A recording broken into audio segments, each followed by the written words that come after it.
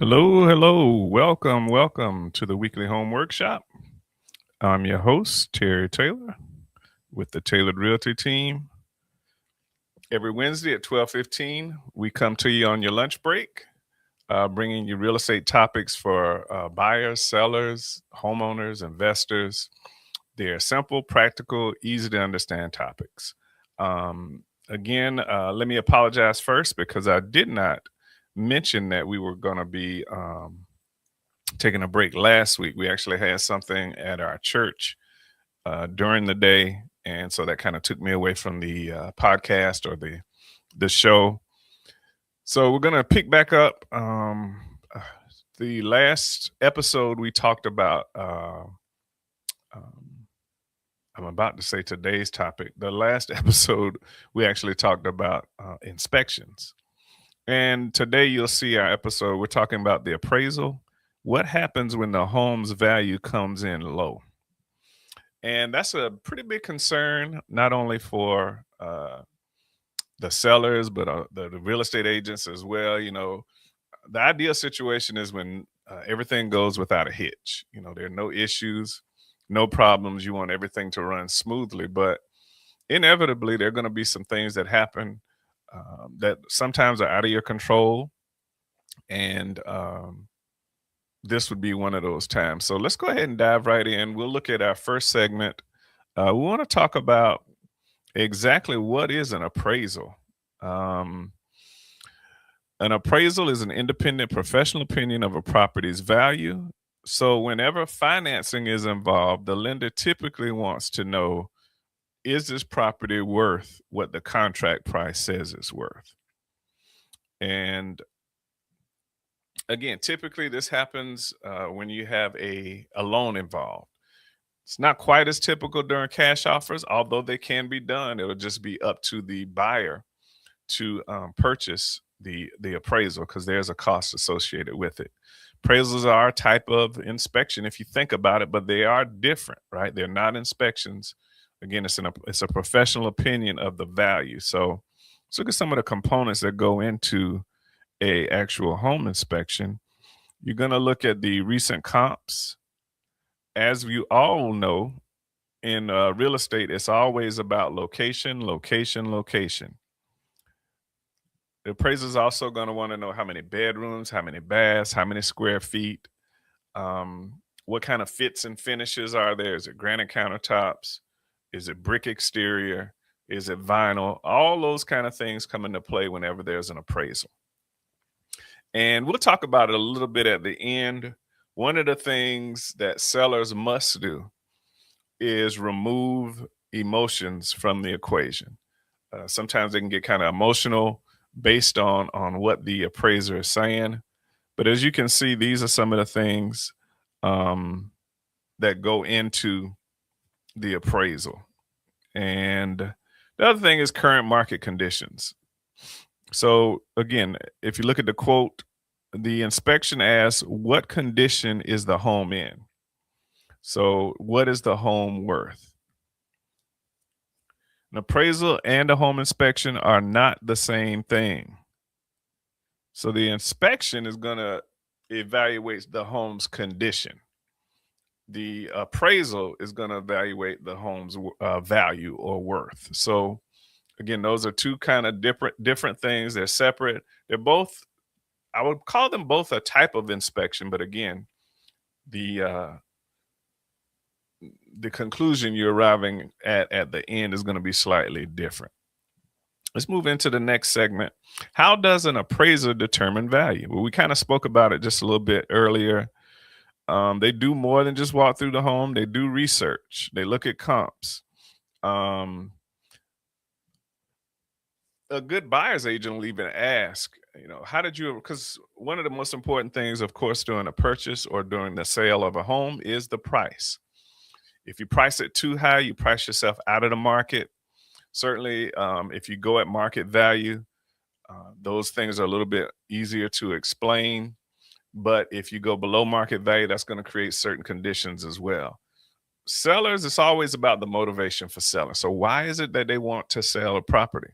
And a lot of times that'll dictate what price range you go at. There's usually like three options. above market, at market, and below market. Good buyers agents are going to run those comps just to see, okay, is this in range? Or are they asking for way more than this house is worth? Again, that's on the comp side, but even appraisers use comps. So they'll use a certain radius. And you'll see an appraisal report is a very long document. It has quite a few explanations in it. And it's going to tell you why the appraiser is arriving at the conclusion that they're coming to as far as the value of the home. So they'll look at similar properties. Certainly, if they can find a property that's exactly the same, then that always is going to make it to the list, within a certain radius. And they'll compare fit and finishes. Hey, here's a home that's sold for more with more bathrooms, more bedrooms. So those appraisers can kind of assign values to those things and make the necessary adjustments. So those are some of the things that they kind of take a look at whenever they are pricing the home.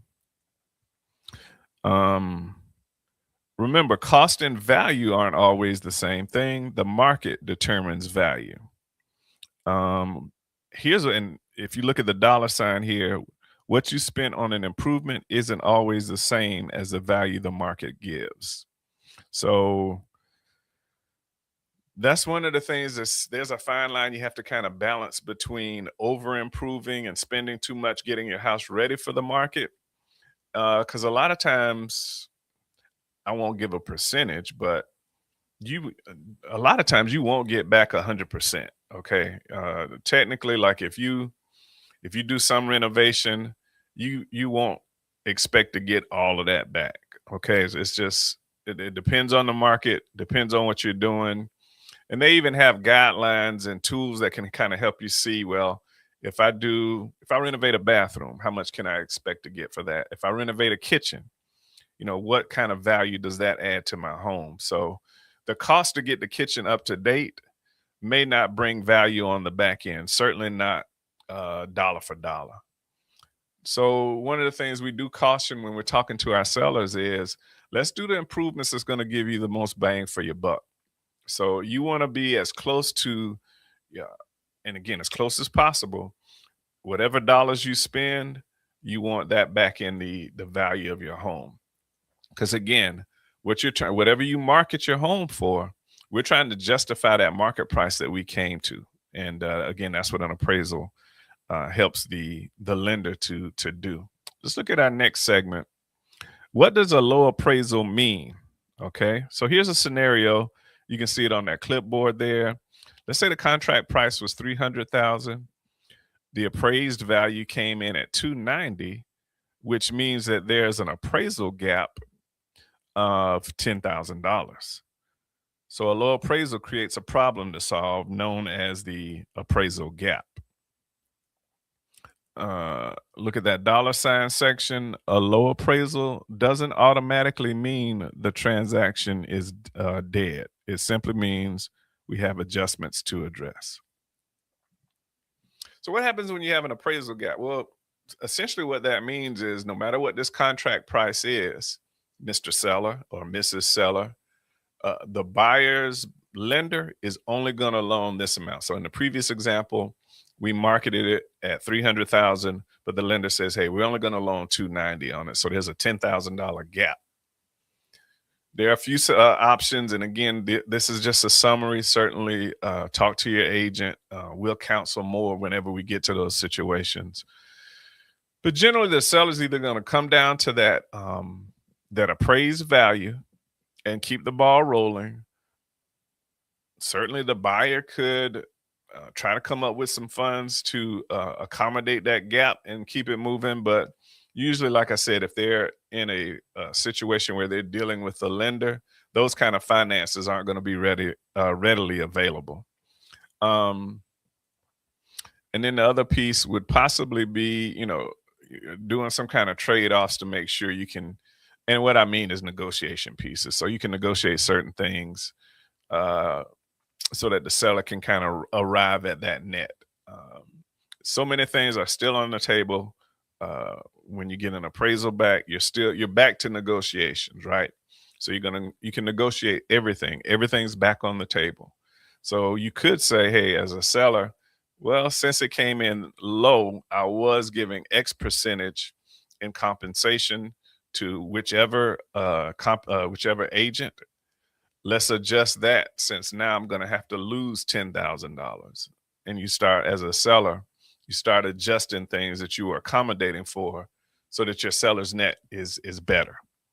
So, the main idea here is just make sure you understand that you're not dead in the water as a seller, and it's not necessarily a slam dunk as a buyer. So when there's an appraisal gap, it just kind of means we're back at negotiations and we want to see if we can keep this deal rolling.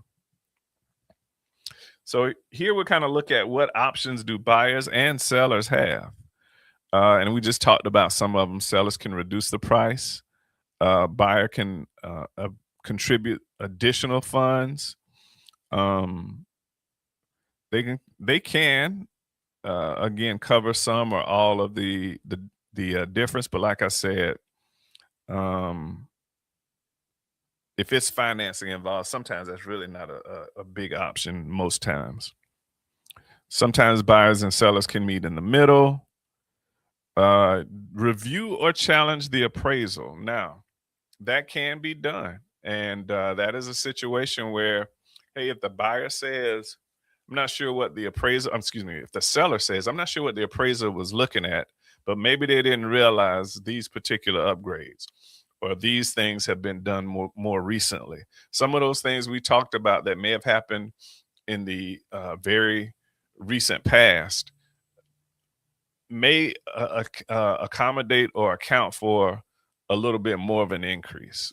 And we've seen it happen before where you challenge what comps are being used because everybody's human. People make mistakes. Sometimes there may be an issue or a mistake. So as a seller, you can certainly challenge a low appraisal, but just know that you and your agent will have to come up with a list of things that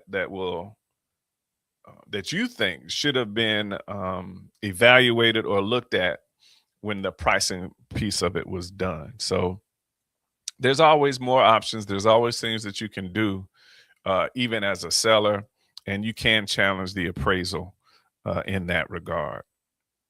Um, so those are some of the options. When there's an appraisal gap, don't panic.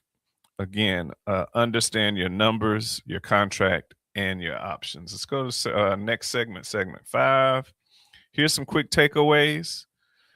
The appraisal and inspection serve different purposes. Don't forget that. Appraisers use market data. Contract price does not guarantee appraisal value. Please understand that. So just because it's a certain contract price doesn't mean that's what it's going to appraise for. A low appraisal doesn't automatically kill the transaction. And number 5, buyers and sellers need to understand their options before making a decision. So just the goal is to find a perfect home. Isn't to find a perfect home, excuse me. It's to understand the value so you can make a confident, informed decision. Now, quite honestly, you'll hear us say that about a lot of components of the buying and selling.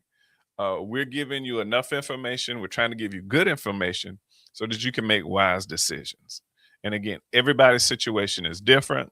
Some sellers have to get out quickly, so they don't have time to dinker around and maneuver a lot of negotiations and slides here and there, right? Some are in it for the long haul. It's like, you know what? I can wait this thing out. I don't have to sell. That seller is going to be different. Same thing. Buyers may be trying to make a move. They may have lost a few bids in the past. But again, you want to make sure these numbers drive your decisions, right? Use the numbers, use the statistics, use the market values. Let those things guide your decisions, not your emotions. And finally, let's take a look at Terry's take. You had to be careful. We talked about this at the beginning. Sellers may think they're saying my house isn't worth what I know it's worth. You got to remove the emotion. Buyers may immediately think, great, now I got the house for the appraised price. Not necessarily the case for the reasons we just mentioned. An appraisal is an opinion of value for this particular transaction at this point in time. Things can change, right? With an appraisal, within 6 months to a year, things can change. When there's a gap, that's when I want my clients to slow down and look at the entire situation. So again, as far as the target, how big is the gap? What do the comps show us? We'll ask quite a few questions. Um, what's most important? How soon are you trying to get into your place? You know, we'll evaluate your motivation for buying or selling, whatever, whichever side of the ledger you're on. And we're going to make sure you have and make a informed decision.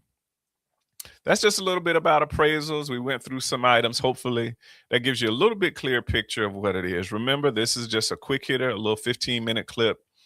Uh, every topic we've talked about, we can talk for hours, and we can talk about many scenarios. But again, this is just to give you a little bit of a taste of what it's all about. Certainly, when the time comes, these will be things we'll dive into just a little bit more.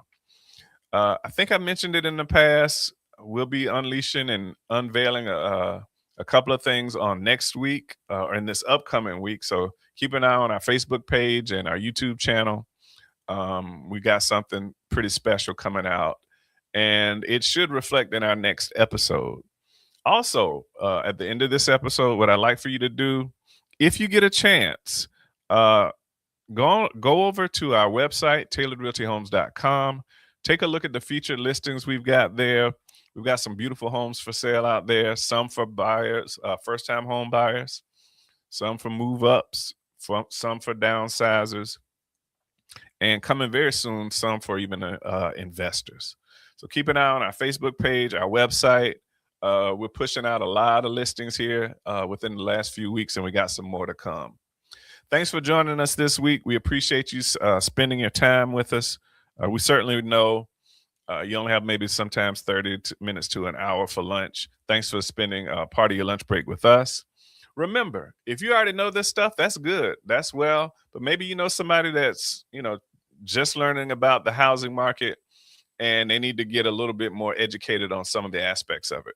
Send them to our YouTube channel. Look at our past episodes. We got a playlist there for you so you can take a look at some of the topics we've discussed in the past. If you're looking for an agent, feel free to give me or Yolanda a call. We're at 8012 Garners Ferry Road, Columbia, South Carolina, 29209, Suite E. We'd be happy to help you out. Thanks for joining us for this episode of the Weekly Home Workshop. I've been your host, Terry Taylor, and we look forward to seeing you in next week's episode. Take care, stay safe, and have a good one.